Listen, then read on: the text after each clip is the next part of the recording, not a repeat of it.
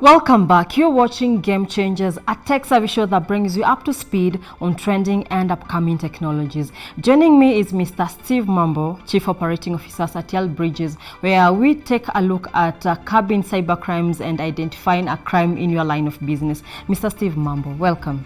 Thank you, Tabitha. Okay. Steve, we have had several cases of bank fraud, lack of information after system failure, data being stolen from rendering businesses at risk and non-trustworthy. But first and foremost, maybe you can tell us what Yael Bridges do.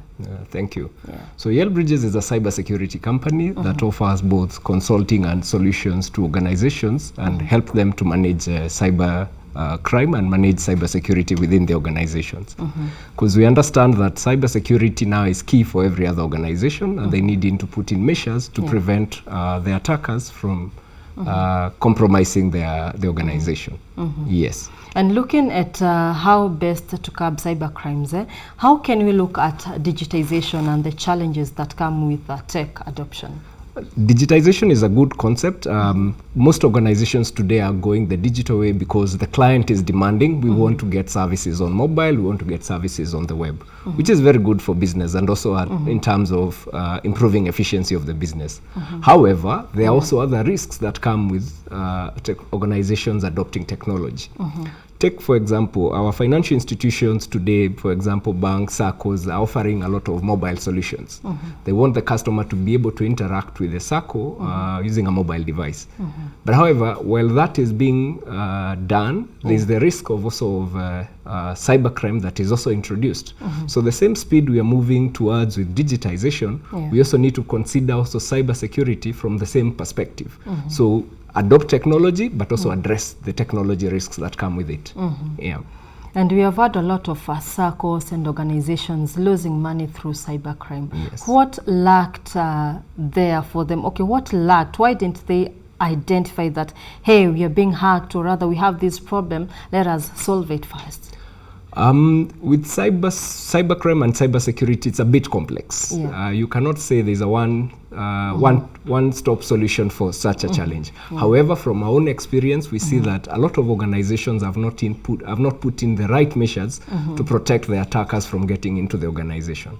A classic example like what you're giving, we've seen, on the media of cases or rather financial institutions that are losing money from cybercrime. And from the cases that we've been involved in investigations, it's very clear that the organization doesn't have capacity to be able to defend themselves from the cyber criminals. So it comes back to the organization. Have you put in the right measures? Do you have the capacity? Capacity here, I'm talking about human skills. Do the IT team or IT security team have the right skills for them to be able to first identify and defend the organization from the cyber attacks? Yes. And how can one identify, or rather say, I have the perfect people for my business? How can one understand the right people? We in cybersecurity, we never say that you can have the perfect skill. I think what is important is training the staff members, the technical team first, of course, to be able to know how to identify the attacks. And also, measures on how they can harden their systems to prevent from the attacker from getting in.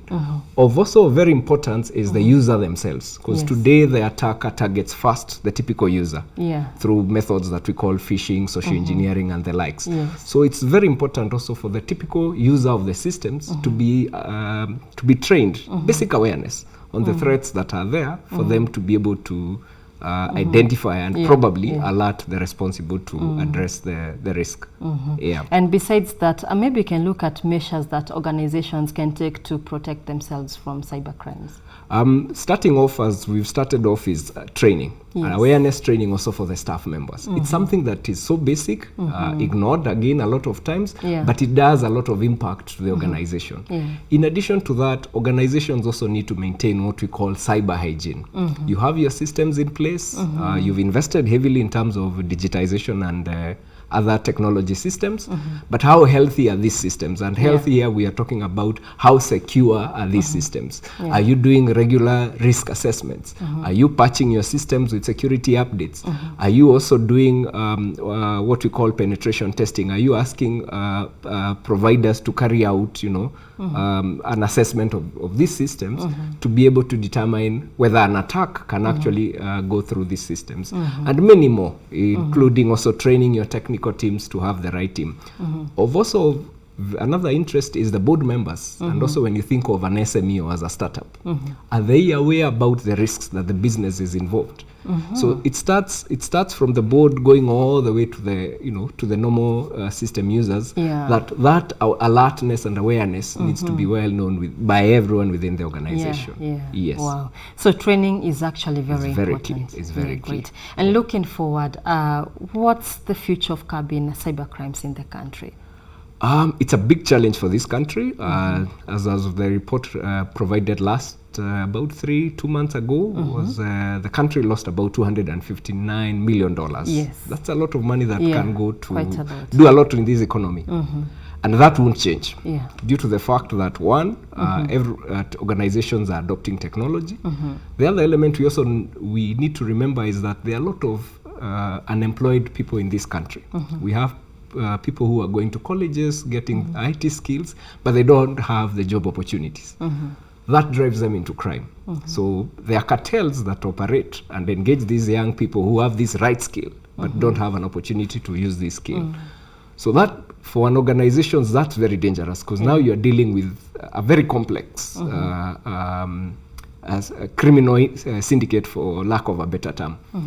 So despite you putting security measures in place to protect the organization, you also need to train, you need to train your staff. In addition to that, it needs to get to a level where you're also doing surveillance. Because it's good, yes, to do an assessment on your system, train your staff. But those are one-time things. You need to have that continuous 24/7 monitoring of the systems and the entire network to be able to identify when attacks are coming in. So those are the 3 key things that I would advise organizations to consider. Wow. Yeah. Okay, and does Yael Bridges have trainings for people? Yes, so we do provide technical training for the IT staff. It's called the cyber defense simulation training. So basically we train the IT staff in a simulated environment that represents the organization, how the attacks get into the organizations and how they can respond. The beauty about this environment is that we've mimicked a typical organization in a virtual environment. So you actually get to learn how the attack would get into your organization. To the users, to the board members, we also have programs running to create that alertness and awareness to the staff and the senior managers. Yes. All right. Thank you so much, Mr. Steve Mambo. Thanks I know you guys are making a change in the world of tech. Thank you. Okay. That's it for now. You can now identify cyber crimes in your workspace and how you have now maybe understood how to go about them. Well, Game Changers takes a close, but the conversation continues online, where you can find us at on Twitter. We are at Metropole TV KE, and also Yael Bridges at Yael Bridges Limited, and also me at Tabitha Muthoni G on Twitter. And that's it for now. Thank you so much for watching Game Changers. My name is Tabitha Muthoni, and to the rest of the team that made this happen, enjoy the rest of your viewing.